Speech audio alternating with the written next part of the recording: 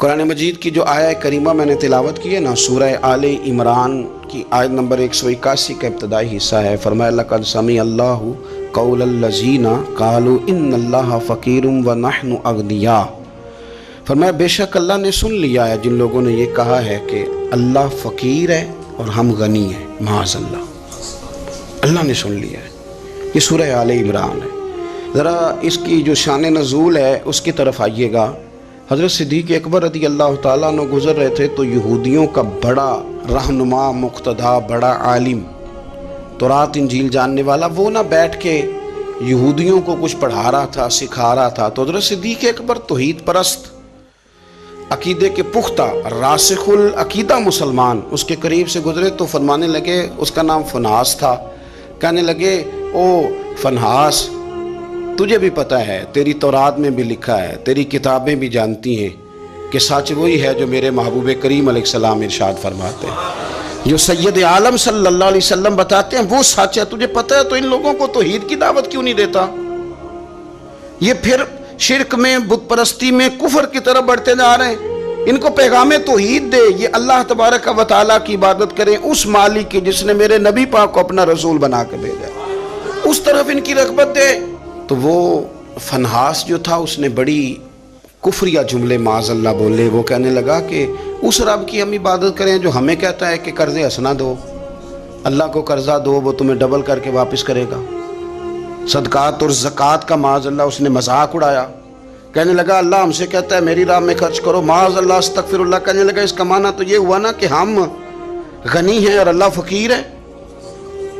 ہر سوال کے جواب میں دلیل نہیں ہوتی، کچھ لوگ جو ہوتے ہیں ان کا علاج کچھ اور بھی ہوتا ہے۔ جب اس نے رب کی شان کے بارے میں یہ بات کی نا تو حضرت صدیق اکبر نے پھر ایک زور کا تماچا اس کے منہ پہ مارا، ایک تھپڑ مارا، ایٹ سیٹ تے پکڑا کوار گندہ لذی اور بھی بوٹیاں جاننے، ایک لگائی زور سے اس کے منہ پہ، اور جب وہ دھڑام سے گرا نا، یہ دیکھیں نا تھوڑے دن پہلے یہ ہمارے جنوبی پنجاب میں کیا تماشا لگا ہے، قبر کے گرد لوگ گھوم رہے اور کہہ رہے ہیں لبیک اللہم لبیک۔ کیا ہمیں غصہ نہیں آتا ان چیزوں پہ؟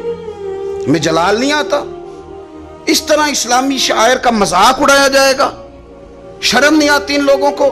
عقیدہ توحید کے معاملے میں ہمیں غیرت مند ہونا چاہیے۔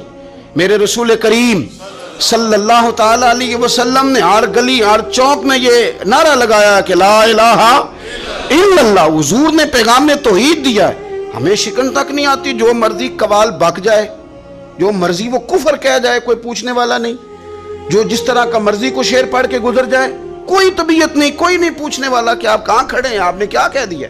حضرت صدیق اکبر نے تھپڑ مارا۔ اب وہ چونکہ ان کا بڑا مقتدا تھا، پیشوا تھا، وہ حضور سید عالم صلی اللہ علیہ وسلم کی بارگاہ میں آیا اور وہ سارے لوگ آئے، نے آ کے کہا جی ابو بکر نے تھپڑ مارا ہے۔ تو نبی کریم صلی اللہ علیہ وسلم نے فرمایا بلائیے ابو بکر صدیق کو۔ حاضر بارگاہ ہوئے، آپ نے تھپڑ مارا ہے؟ کہا حضور مارا ہے۔ بالکل مارا ہے۔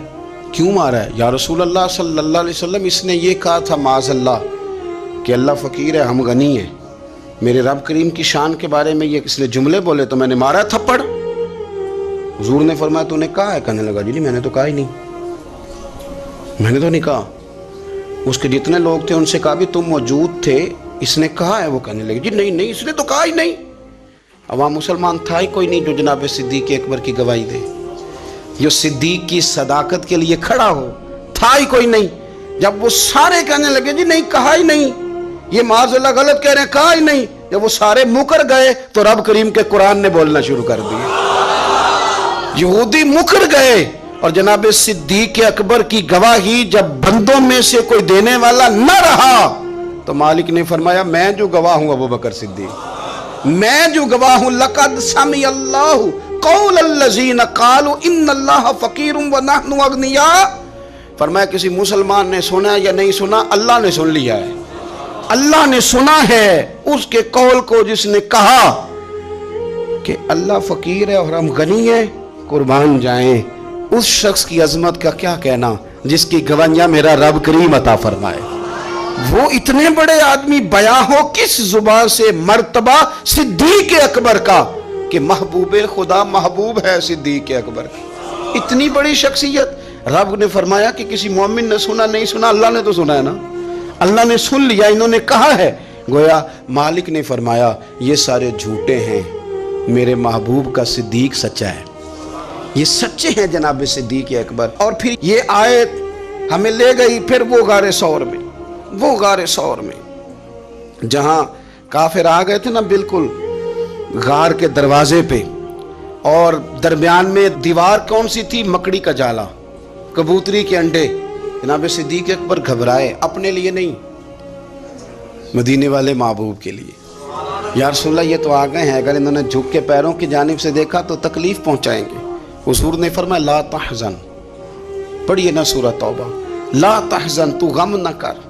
हुजूर ना गम करूं, फरमाया ना कर, कोई फौज नहीं, कोई अंदर असला नहीं, कोई बारूद नहीं, लेकिन तू गम न कर, इसलिए ना कर कि इन्नल्लाह माना, अल्लाह हमारे साथ है। जिनके साथ अल्लाह हो उन्हें गम नहीं होता। मुझे किसी शख्स ने कहा कि किसी को वली देखना हो तो अलामत क्या है? मैंने कहा वली को गम होता है पर अल्लाह रसूल का, अपनी आखिरत का। लेकिन अगर तुम कभी देखो ना कि दुनियादारों से थोड़ा गमगीन हो रहा है तो वली है ही नहीं। अगर वो ये देख रहा है ना बंदे ना इधर उधर हो जाएं, तो वली की तो अलामत ये है कि अला इन्ना औलिया अल्लाह ला खौफुन अलैहिम वला हुम यहज़नून, उन्हें कोई गम और खौफ, तो ये तो कुरान ने बयान किया है कि वो खौफ ज़दा करे जिसने जो करना है, वो खौफ ज़दा क्यों? कि औलिया अल्लाह के दोस्त हैं, अल्लाह का दोस्त बंदों का गम रखता नहीं। हजरत सिद्दीक अकबर रदी अल्लाह ताला अन्हु वो हस्ती हैं कि जिनकी गवाहियां मेरा रब करीम इरशाद फरमाता है। फिर आप गौर करें इस बात पर, यहाँ से जो बात साबित होती है वो ये है कि सच बोल दें, सच्चे बन जाएं, सच के लिए खड़े हो जाएं। बंदा कोई मदद के लिए आए ना आए, रब जरूर मदद फरमाएगा, वो अपने कर्म से मददगार बनेगा। सच के लिए खड़े हो।